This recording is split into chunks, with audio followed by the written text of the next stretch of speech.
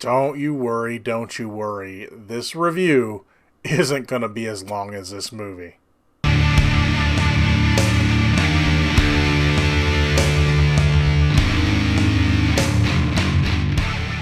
Hey everybody, what's going on? Welcome to an all-new Talkin Movies. As always, I am your host, the real Geno Reynolds, and today we're going to be talking about the soon-to-be-coming to Netflix Martin Scorsese film starring Robert De Niro, Al Pacino, Joe Pesci, and others, The Irishman, which is based on the book called I Heard You Paint Houses, about the former mobster, teamster, whatever you want to call him, Frank Sheeran. I'm going to tell you this right now. Yeah, it's coming to Netflix on Wednesday. But boy, am I glad I saw this in the theater. Now, it was a hard watch at times because the movie's 3.5 hours long, pretty much. And there was no intermission.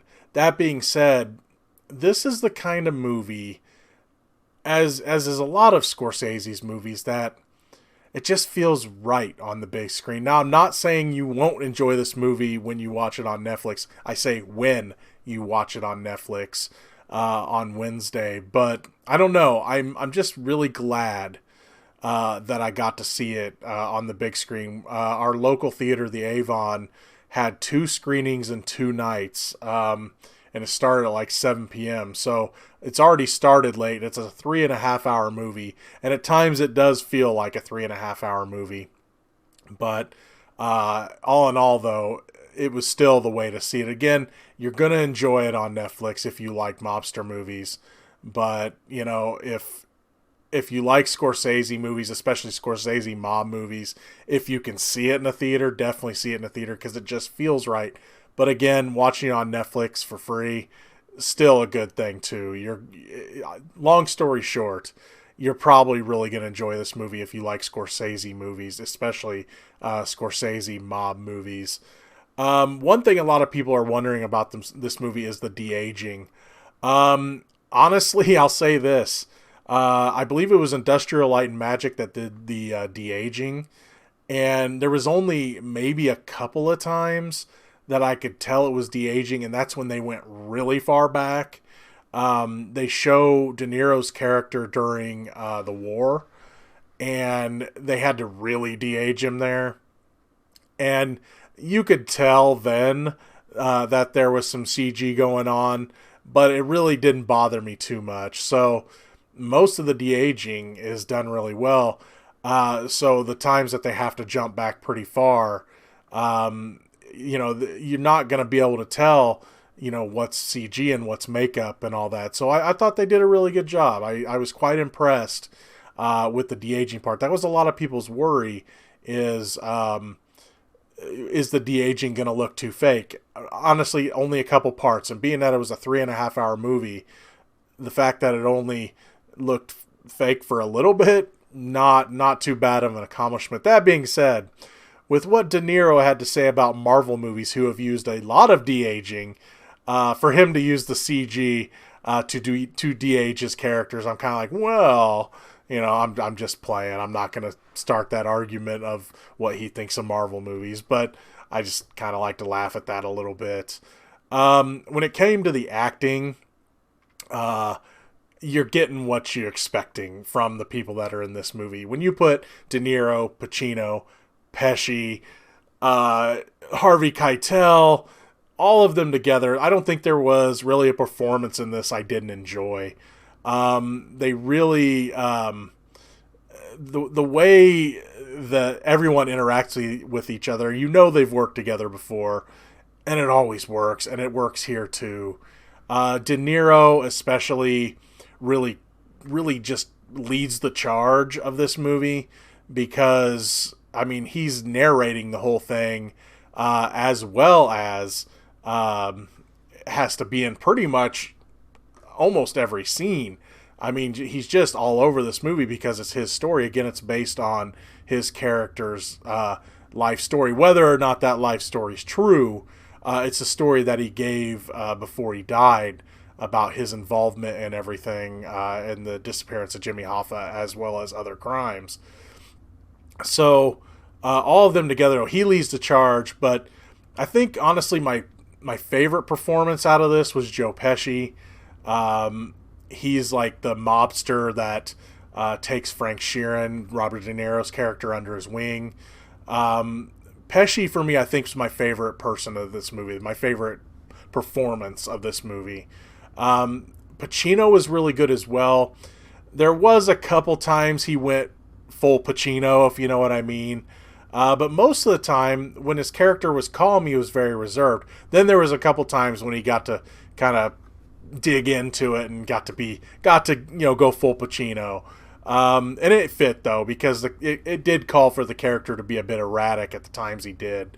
So I thought he did a really good job too. Anna Paquin does a really good job in this. She doesn't get a lot to do because she plays the older version of Frank Sheeran's daughter, and a lot of the movie is focused on her when she was younger. So she's not in it a ton, but I thought she did a good job. Bobby Cannavale, I loved him in this. He's in it a little. I mean, he's kind of spread out. He plays one of the, I guess you call him one of the lieutenants in the mob. And I really liked him in this as well.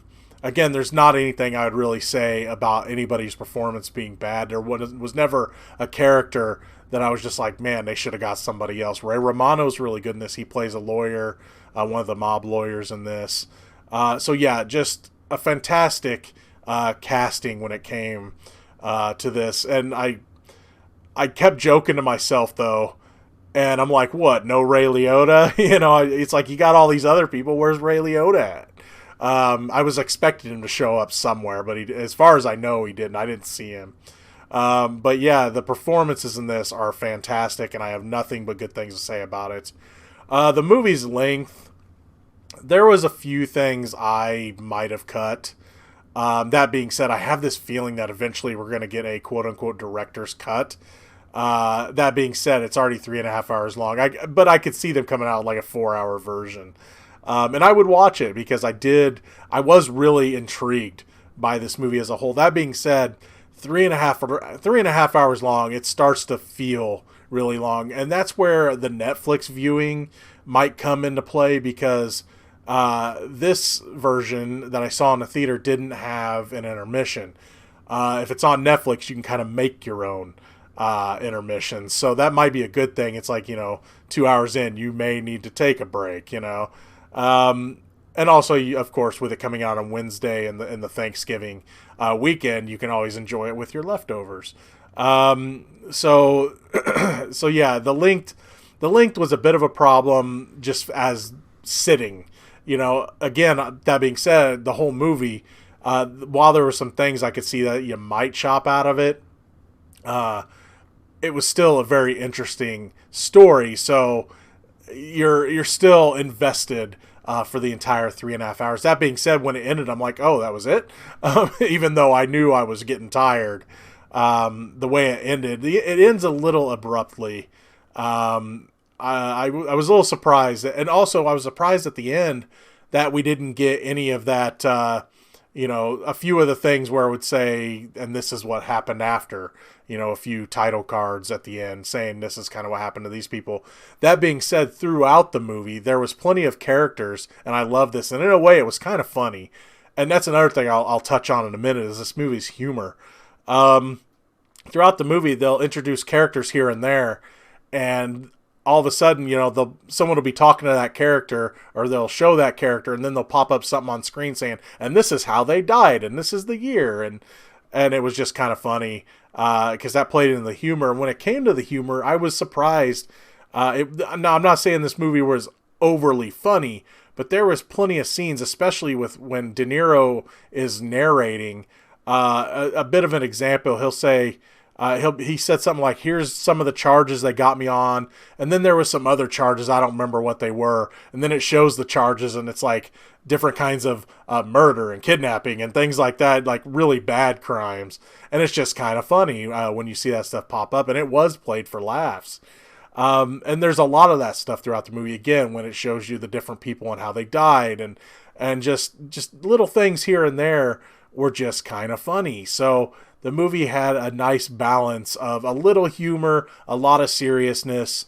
and I thought it worked really well. Again, sitting through it was a bit tough, but the whole thing is really interesting. That being said, if you go to History versus Hollywood, there's a lot of contention on if this stuff in this book was true or not. While I've never read the book, from what I can see is that while the story that Sheeran told for the book is disputed, the movie itself is a very good adaptation of that book. So what you have is a pretty faithful, really long, but faithful adaptation of a book that may or may not be true, because I can't remember how many people they said had claimed to off Jimmy Hoffa, but it was like, I think it was like 10 or 12 had claimed that they were the one that did it. So whether or not it was really Frank Sheeran or somebody else, and even Frank Sheeran blamed somebody else before he confessed to it, is one of the things you'll read on that History versus Hollywood article. But from what I understand, if you like that book, this is a very faithful adaptation of that book. There's really not much more to say about it other than the look, the feel, the violence. When it gets violent, it works really well. It's just everything's very smooth. Like when a hit will happen on the street, it doesn't feel fake Hollywood. It just feels, I don't know, everything just feels authentic. And that's something that Scorsese's really good at. Unless it's, a movie that isn't based in realism, he's very good at making things that should feel real feel that way. And he did a very good job with this one. Again, I thought the movie was a little long. That being said, I enjoyed all of it, and honestly, while I'm not giving it the crown, it probably will be up there in the nominees for Best Film of the Year for the Opie Awards this year. That's going to be all for this edition of Talkin Movies. If you like what you've heard here, please subscribe to the Real Geno YouTube channel, like this video. If you have anything to say about The Irishman, please feel free to leave a comment in the section below. Till next time, I'm your host, the Real Geno, Geno Reynolds. See you later.